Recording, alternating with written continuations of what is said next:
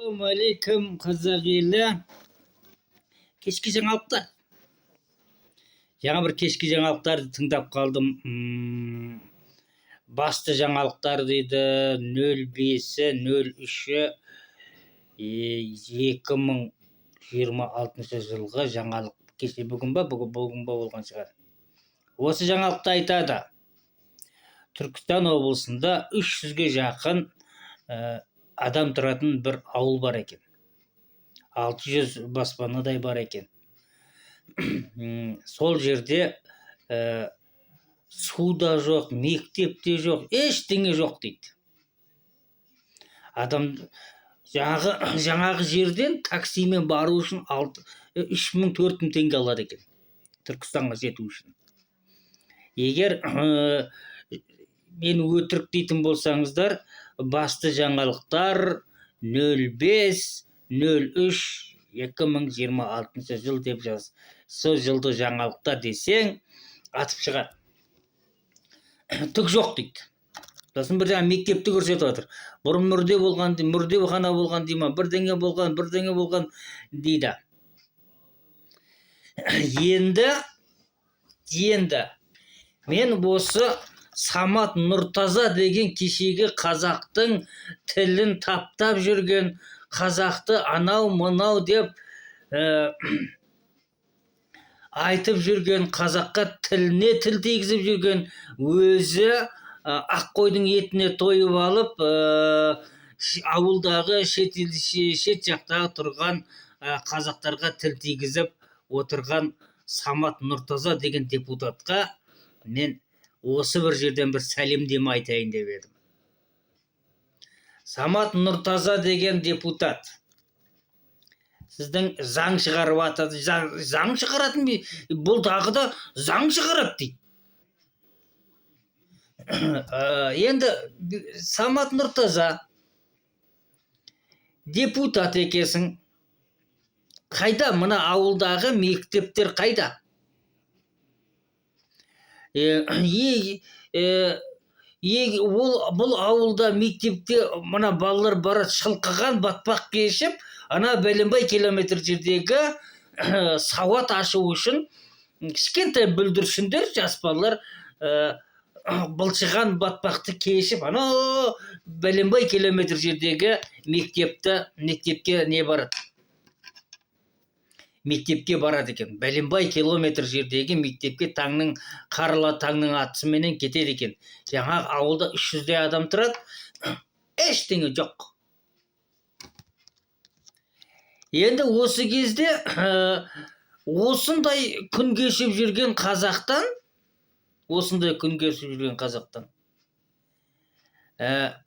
қалай маман шығады? Қандай мамандар шығады? Ана ауылда ішерге су да жоқ дейді. Бір су бар дейді, әйтеуір сол ішуге жарайды, адамдар соған үйреніп дейді, соның несіне.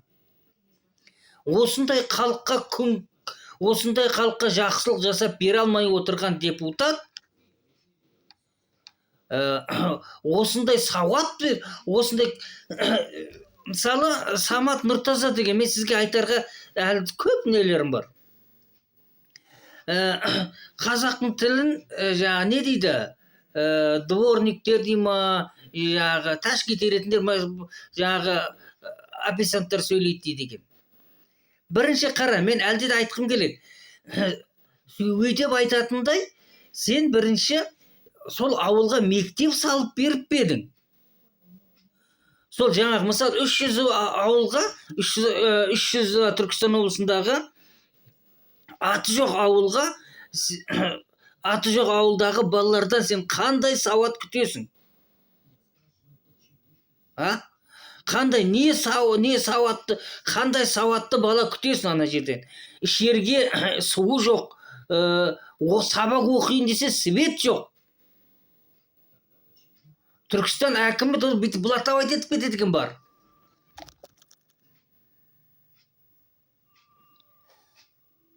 Анандай отырған ауылға жаңағы Самат Нұртаза деген кісіге депутат келіп, кішкене қолында билігі бар, кішкене келіп әкімдердің жағасынан ұстап жұлқылап кете ма десе, сіздер келіп издеваться етіп жатырсыңыз. Самат Нұртаза, бұныңыз қалай болды? Сіз сол Түркістан облысындағы сол аты жоқ ауылға қазір там осы кезде Түркістанда күн жылы, ана шет жақтарға кетіп қалған, шет жақтарға барып, аяғыңды үсік алып, машинадан қатып қалмайды. Түркістан облысына жаңағы аты жоқ ауылға сіз баруыңызды сұрайын. Сіз астыңызда нең кетеді? Үкімет сіздің машинеңізге бензинді толтырып беріп қиып қояды. Жолдан баратырып, бензинің бітіп қалса, айтшы, мен Түркістан сол жаққа баратырмын деп. Сондай жаққа баратырмын. Мен Түркістан деген Нұртаза деген депутатмын десең, сол жердегі заправкада тұрған заправка сенің бензинді тегін, тым таппай отса да тегін жаңа не қылып береді, құйып береді. Енді Самат Нұртаза сол ауылға барып, жағдайды өзің көзіңменен көріп, ана оқушылардан қазақша, орысша сұрап, қазақша, орысша сұхбаттасып, сұрап келуіңізді сұраймын. Қазақтың өз жерінде өзіңнің қазағың, өзіңнің ұлтың, өзіңнің жеріңде қазақ деген адамдар қалай өмір сүріп жатыр, сіз өзіңіз барып, астындағы крузагыңменен барып, қаланың ішінде қараш, Самат Нұртаза қаланың ішінде крузак 200 сымдаймен жүреді екен. Неге Мерседеспен жүрмейсің? Қаланың ішінде жағы нелердің, американстар андай-мұндайлардың жағы ауылға мінетін машинелер ғой, крузак 200 деген. Соныменен бұл анеге ақ үйге бар, үйменен ана үйге крузакпен баратын құсайды. Неге кішкентай машинамен бармайсың деген сұрақ болады. Енді жарайды, сол крузагыңды алып ал да мін қасыңа. Қасыңа 9 охранаңды ертіп алыңыз. Сөйтіп 9 охранаңды ертіп ал да, бірінші сол ауылға бар, әкімге барма. Бірінші сол ауылдың адамдарын, 300 адамды жинап алды, сол жерден қой сойғыз. Сол жерден қой сойдырып, әбетін алып беріп ана жерден. Апарып қой сойдырып, бір сиыр сойдырсаң да нең кетеді. Сөйтіп, әкімді шақыр. Әкімнен сұрақ ал. Сол жерде тұрып, журналисті шақыр. Сол жерде тұрып, участковыйды шақыр. Олар не әңгіме айтады екен? Ана бірінші депутат барып ана жерге, бәрін шақырған кезде, бері кел, участковый қайдасың, мын жерге келесің ба сен? Журналист бері кел, әкім бері кел деп сол жерде тұрып шақыр. Келе ала ма, келе алмай ма? Соны солай тексеруіңізді сұрайын. Сол кезде білесің, қазақтың тілі қандай екенін, қазақ қандай сауат алып жатыр 21 ғасырда, жасанды интеллекті дамытып атқан заманда сендер қандай сауат алып жатыр мұғалім. Сол жердегі мұғалімнің жағдайын біл. Самат Нұртаза ана жерде 48 охрананың ар жағында отырып, ақ қойдың етін жеп, ұйқың келіп отырып, әр нәрсені айта берме. Мен сізді, Самат Нұртаза, мен сізді сол жаққа барып, мінекей халқым, қазақ халқы, мен Самат Нұртазамын, мен мінекей 20.05.03 жылы осыда журналист келген екен. Мен осы жерде аты жоқ ауылға келдім. Осы ауылға мен атымды бергім келеді. Мен Самат Нұртаза деген осы атты бергім келеді деп, сол жерге барып өзіңнің атыңды беріп кет. жоқ болмайды.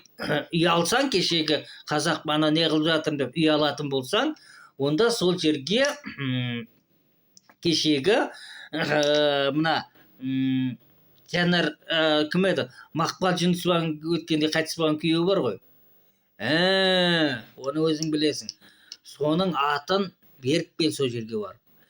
Халыққа бір жақсылық жасаған адамның атын сондай жерлерге беріп кел, сол жерге атын атап кел. Сонда сіздің халыққа деген жасаған жақсылығыңыз бар болады. Небір ата бабаларымыздың аты шықпай жатыр сол жерде. Аты шықпай жатыр. Сол жерде аты шықпай жатыр жаңағы. Небір тарихты қарап, небір тарихты ашып қарасаң, қазаққа еңбегі сіңген, қазақтың баяғы жаудың басын қалпақтай ұшырған, сонда ата бабамыздың, батырлардың атына бір көше де аталмаған ауыл бар. Бір көше де аталмаған. Соған барып, сондай бір аталарымызды алып, сол жерге атын беріп кел.